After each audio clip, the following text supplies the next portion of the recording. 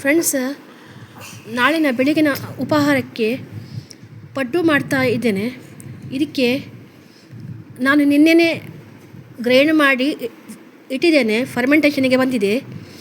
ಇದಕ್ಕೆ ಅರ್ಧ ಕಪ್ ಉದ್ದಿನಬೇಳೆ ಮತ್ತು 1/4 ಕಪ್ ಅಕ್ಕಿ, ಇದನ್ನು ಸಪ್ರೇಟಾಗಿ ನೆನೆ ಹಾಕಬೇಕು. ಫಸ್ಟಿಗೆ ಉದ್ದಿನ ಬೇಳೆಯನ್ನು ನಿಮ್ಮ ವೆಟ್ ಗ್ರೈಂಡರಲ್ಲಿ ಬೆಣ್ಣೆ ಥರ ಗೂಡಾಗಿ ಗ್ರೈಂಡ್ ಮಾಡಿ, ಆ ಹಿಟ್ಟಿಗೆ ಅಕ್ಕಿನ ನೈಸಾಗಿ ಗ್ರೈಂಡ್ ಮಾಡಿ ಆ ಉದ್ದಿನ ಬೇಳೆ ಹಿಟ್ಟಿಗೆ ಮಿಕ್ಸ್ ಮಾಡಬೇಕು.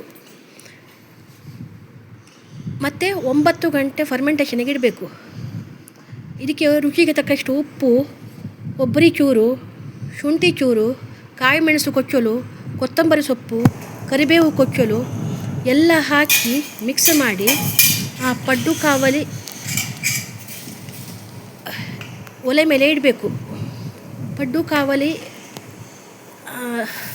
ಬಿಸಿ ಆದ ತಕ್ಷಣ ಎಲ್ಲ ಗುಳಿಗೆಗೆ ಎಣ್ಣೆ ಹಾಕಿ ಸ್ವಲ್ಪ ಹಿಟ್ಟು ಹಾಕ್ತಾ ಬರಬೇಕು. ಮುಕ್ಕಾಲು ತುಂಬುವಷ್ಟು ಹಿಟ್ಟು ಹಾಕಿದರೆ ಸಾಕು. ಮೀಡಿಯಮ್ ಗ್ಯಾಸ್ ಇಟ್ಟು ಸಣ್ಣ ಗ್ಯಾಸಲ್ಲಿ ತಿರುವಿ ಹಾಕಬೇಕು.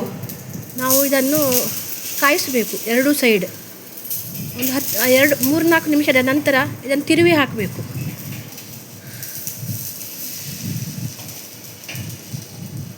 ನೆಕ್ಸ್ಟ್ ನಮ್ಮ ರುಚಿಯಾದ ಅಪ್ಪ ರೆಡಿ ಆಗ್ತದೆ. ಇದಕ್ಕೆ ಪಡ್ಡು ಅಂತಲೂ ಹೇಳ್ತಾರೆ.